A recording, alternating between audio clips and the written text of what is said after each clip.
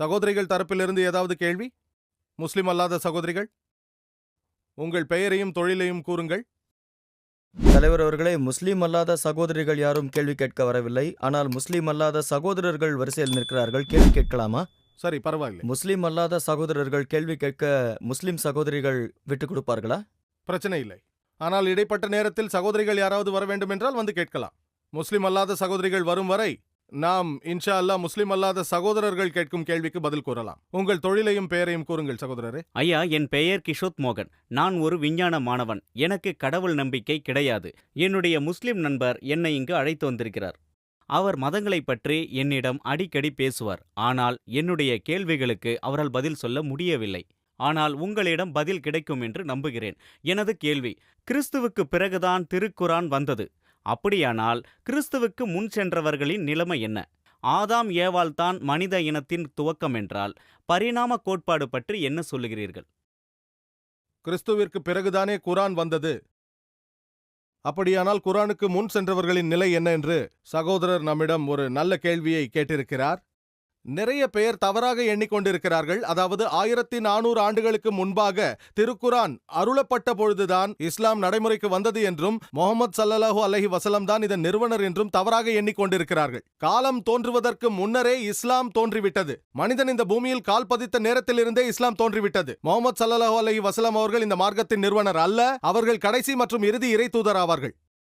மேலும் இஸ்லாத்தை பொறுத்தவரையில் நாம் எல்லா இறை தூதர்களையும் நம்பியாக வேண்டும். 1,24,000 இறை தூதர்கள் இந்த பூமிக்கு வந்ததாக நமது அன்புக்குரிய முஹம்மது ஸல்லல்லாஹு அலைஹி வஸல்லம் சொல்கிறார்கள். அதில் 25 தூதர்களின் பெயர்கள் திருக்குரானில் குறிப்பிடப்பட்டிருக்கிறது. ஆதாம், நோவா, ஆபிரகாம், ஈசாக்கு, மோசே, இயேசு, முஹம்மது, அனைவருக்கும் சாந்தி உண்டாகட்டும். திருக்குரான் அருளப்படுவதற்கு முன்பு அந்த காலகட்டத்தில் வாழ்ந்த இறை தூதரை நம்ப வேண்டும். அதனால்தான் நான் சொன்னேன், இயேசு கிறிஸ்து அவருக்கு சாந்தி உண்டாகட்டும் அவரை நம்பவில்லை என்றால் ஒரு முஸ்லிமாக இருக்க முடியாது. திருக்குரான் அருளப்படாத காலத்தை விட்டுவிடுங்கள். அருளப்பட்ட பிறகும் யாராவது ஒருவர் நான் இயேசு கிறிஸ்துவை நம்பவில்லை என்று சொன்னால் அவர் நிச்சயம் முஸ்லிமாக இருக்கவே முடியாது.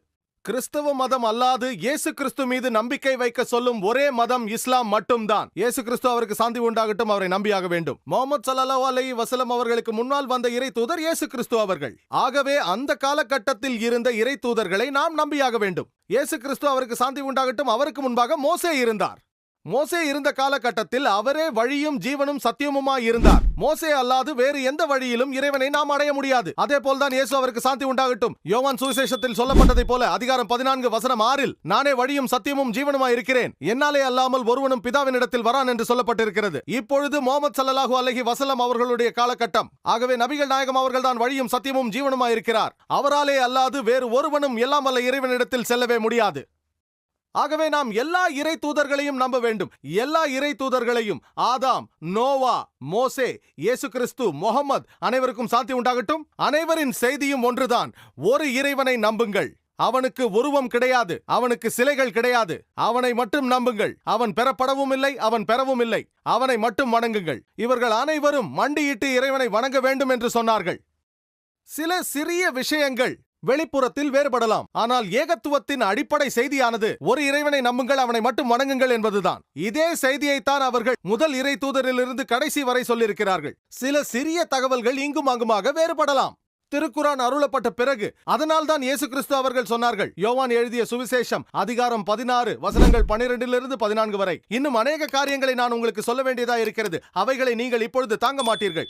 சத்திய ஆவியாகி அவர் வரும்போது சகல காரியத்திற்குள்ளும் உங்களை நடத்துவார். அவர் என்னுடையதில் எடுத்து உங்களுக்கு அறிவிப்பதனால் என்னை மகிமைப்படுத்துவார். இங்கு இயேசு கிறிஸ்து வரப்போகும் இறை தூதர் முஹம்மது ஸல்லல்லாஹு அலைஹி வஸல்லமை குறித்து பேசுகிறார். இயேசு கிறிஸ்து அவருக்கு சாந்தி உண்டாகட்டும் சொன்னார். இன்னும் அநேக காரியங்களை உங்களுக்கு சொல்ல வேண்டியிருக்கிறது. ஆனால் இப்பொழுது நீங்கள் அதை தாங்க மாட்டீர்கள் என்றார். எனக்கு பிறகு ஒருவர் வருவார், அவர் உங்களை வழி நடத்துவார் என்றார். நபிகள் நாயகம் அவர்கள் ஏன் முதலில் வரவில்லை என்று நீங்கள் என்னை கேட்கலாம். திருக்குரான் ஏன் முன்பாகவே அருளப்படவில்லை என்று கேட்கலாம். ஏன் 1400 ஆண்டுகளுக்கு முன்பாக அருளப்பட்டது, ஏன் 10,000 நூற்றாண்டுகளுக்கு முன்பாக அருளப்படவில்லை என்று நீங்கள் கேட்கலாம். நான் ஒரு மருத்துவனாக வேண்டும், நான் நேரடியாக மருத்துவக் கல்லூரிக்கு போகிறேன் என்று என் மகன் கேட்கிறான். அதற்கு நீ முதலில் நர்சரிக்கு போக வேண்டும், கிண்டர் கார்டனுக்கு போக வேண்டும், 1ஆம் வகுப்பிற்கு செல்ல வேண்டும், 10ஆம் வகுப்பிற்கு செல்ல வேண்டும்.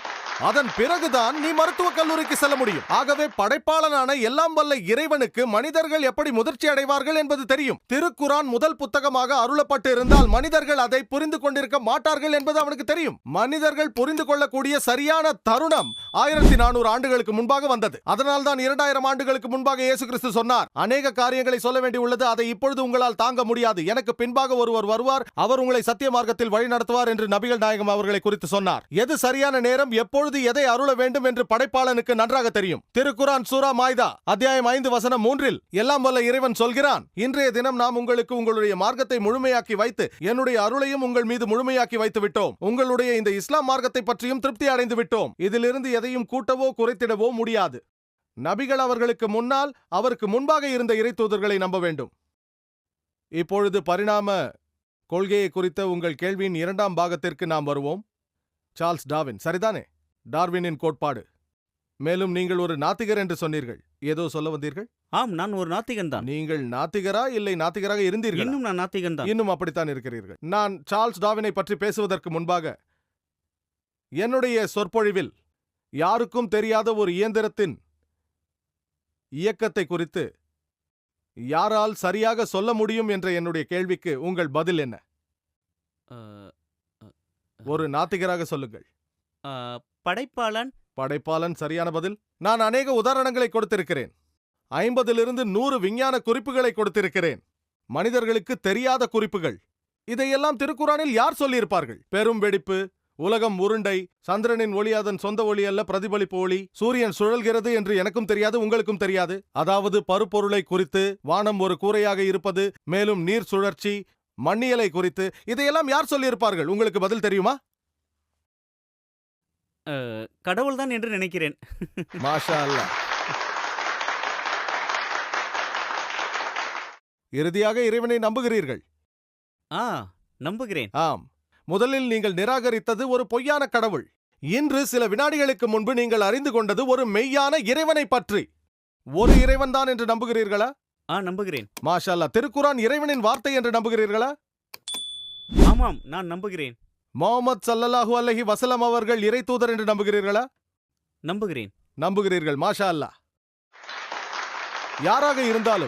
யாராக இருந்தாலும் ஒரு இறைவனை நம்புகின்றவர் யாராக இருந்தாலும் சரி, முஹம்மது ஸல்லல்லாஹு அலைஹி வஸல்லம் அவர்கள் இறை தூதர் என்று நம்புகிறவன் யாராக இருந்தாலும் சரி, அரபு மொழியில் அவரை முஸ்லிம் என்று அழைப்போம். இறைவனிடம் தன்னை அர்ப்பணித்தவன் என்று பொருள். நான் கேட்கும் கேள்விக்கு பதில் சொல்லுங்கள். நீங்கள் உங்களை இறைவனிடம் அர்ப்பணித்து விட்டீர்களா? ஆமாம், நான் அர்ப்பணித்து விட்டேன். இதை அரபு மொழியில் சொல்ல விரும்புகிறீர்களா? நீங்கள் ஒரு இறைவனை நம்புகிறேன் என்று சொன்னால், முஹம்மது ஸல்லல்லாஹு அலைஹி வஸல்லம் அவர்களை நம்புகிறேன் என்று சொன்னால், நீங்கள் இறைவனிடம் உங்களை அர்ப்பணித்து விட்டீர்கள், நீங்கள் ஒரு முஸ்லிம் என்று நாங்கள் சொல்வோம். அரபு மொழியில் சொல்ல விரும்புகிறீர்களா?